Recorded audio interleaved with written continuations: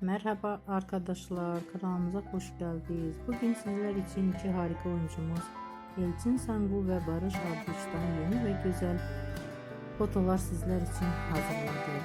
Elçin Sangu öyle bir geçer zaman ki Kurt Seyit ve Şura ve Kiralık Aşk dizisinde rol almış. Bu herkes tarafından çok beğenilmişti. Biz de sizler için onların güzel ve romantik karelerini hazırladık. Bu videoların devamlı gelmesini